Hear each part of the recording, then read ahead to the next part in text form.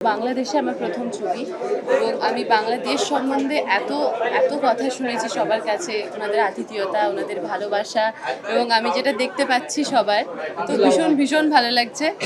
In future আমি আরও আরও অনেক কাজ করতে চাই। প্রেশার একদমই না, কারণ আমরা ভাবি তো বড় স্টার, ওনার সঙ্গে কাজ করতে গেলে উনি কীভাবে রিয়্যাক্ট করবেন, কারণ একটা সিন করতে যাওয়ার সময় আমি একরকম ভাবছি, ভাইয়া একরকম ভাবছে এবং হিরো একরকম ভাবছে। তো হিরো যদি আমাকে স্পেসটা না দেয় আমার কাজটা করার জন্য, তাহলে আমি হয়তো প্রিন্সটা এভাবে করে উঠতে পারতাম না। তো শাকিব খানের কাছ থেকে আমি শুরু থেকে এবং শেষ পর্যন্ত একইভাবে সাপোর্ট পেয়েছি।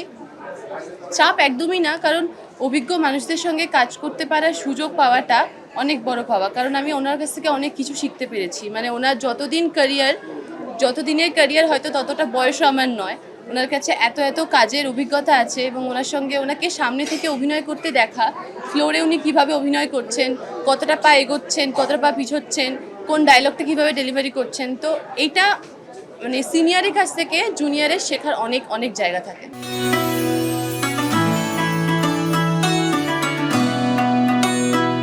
আমি প্রথম থেকেই ভালো রিভিউ পেয়েছি, কারণ আমরা একটা সিনেমা যারা বানান, এখানে যারা যারা বসে আছে বা আমরা যখন সিনেমায় কাজ করতে আসি, শুধু সিনেমা বলে আসি না, আমরা এই সিনেমাটা আমাদের কাছে একটা সন্তানের মতো। আমরা কেউই চাই না সিনেমাটাকে মানে মানে কী বলবো, ওটাকে অর্ধেক করে ছেড়ে দিতে।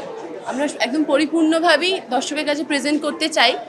হ্যাঁ, হয়তো আমাদের টেকনিক্যাল কিছু ইস্যুসের জন্য বা কিছু ভিসা প্রবলেম বা পারমিশনের জন্য আমরা সময়ের অভাবে কাজটাকে সেভাবে করে উঠতে পারিনি, বাট আমরা শেষ দিন পর্যন্ত 100% চেষ্টা করেছিলাম দর্শকের কাছে প্রিন্সটাকে আমাদের মতো করে পৌঁছে দেওয়ার জন্য, এবং আমরা সেই চেষ্টাটা করেছি। এই যে নানা রকম সোশ্যাল মিডিয়ায় বা সোশ্যাল মিডিয়ার মাধ্যমে যে কথাগুলো চারদিকে ঘুরছে, দেখুন আমাদের টেকনিক্যাল কিছু ইস্যুস থাকতে পারে, যেটা আমরা প্রথম থেকেই বলে এসেছি, কিন্তু যেগুলো নয় সেগুলোকে এত বড় করে প্রেজেন্ট করা হচ্ছে, তারপরও এত অপপ্রচার যেটা ক্রিয়েট করা হচ্ছে, তারপরও বাংলাদেশের দর্শককে এবং সাকিবিয়ানসদের, মেগাস্টারের ফ্যান্সদের আমার হ্যাটস অফ, যে আপনারা এখনও পর্যন্ত সিনেমাটাকে হুড়মুড়িয়ে দেখতে আসছেন, প্রচুর প্রচুর ভালোবাসা দিচ্ছেন। এটা আমার না বাংলাদেশে এসে দেখাটা মানে খুবই খুবই ভালো লাগা, যে একটা সিনেমা সবসময় আর্টিস্টদের নিয়ে হয় না, ক্যামেরার পিছনে অনেক অনেক অনেক মানুষ থাকে, তাদের পরিশ্রম আমরা হয়তো চোখে দেখতে পাই না, বাট সিনেমা করতে গেলে একটা খুব ভালো টিমের দরকার। আপা ভাইয়া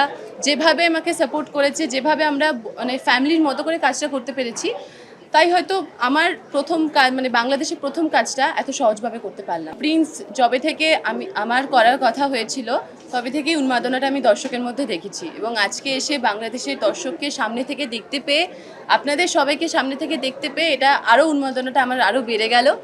আমার খুব খুব খুব ভালো লাগছে। ইন ফিউচার আপনাদের ভালোবাসায় আমি আরও আরও অনেক কাজ করতে চাই বাংলাদেশে। অবভিয়াসলি চ্যালেঞ্জ বলতে আমি যতটা পারি আমি তো ততটাই করতে পারবো, তার থেকে বেশি আমি কিছু করতে পারবো না।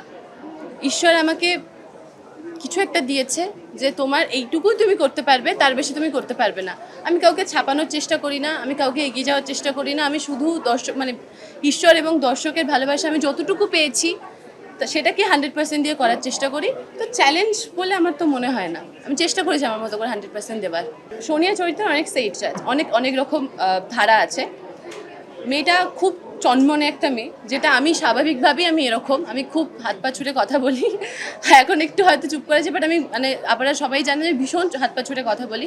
হয়তো ওই শেডটা করতে আমার খুব একটা প্রবলেম হয়নি। তারপরে যখন সোনিয়া চেঞ্জ হলো একটা জায়গায় এসে, যারা সিনেমাটা দেখেছেন এতদিনে তারা জানেন, বা যারা এখনও দেখেননি তাদের জন্য তাদের উদ্দেশ্যে বলছি, সেই চরিত্রটা করতে গিয়ে আমাকে একটু হয়তো নিজেকে মেন্টালিও স্ট্রং করতে হয়েছে। পরি গানটা করার সময় আমাদের একটা এক্সপেকটেশন ছিল দর্শক ভালোবাসবে, এবং দর্শক আরও আরও অনেক বেশি ভালোবেসেছে আমাদের এক্সপেকটেশনের বাইরে গিয়ে। তো থ্যাংক ইউ সবাইকে এত এত এত ভালোবাসা দেওয়ার জন্য, এবং তোমাদের টানে আমি বাংলাদেশ চলে এসেছি। আমি গাড়িতে আস্তে আস্তে আজ বলছিলাম, আমি কিন্তু কাচ্চি বিরিয়ানি না খেয়ে বাংলাদেশ থেকে যাব না। যদি আমাকে কাচ্চি বিরিয়ানি না খাইয়ে বাংলাদেশ থেকে পাঠিয়ে দেওয়া হয় ইন্ডিয়া থেকে, আমার আত্মা শান্তি পাবে না। আমি কাচ্চি বিরিয়ানি খেয়েই যাবো এখান থেকে। আরও বিভিন্ন ঘোরার তো প্ল্যান আছে, যদি সময় পাই তো।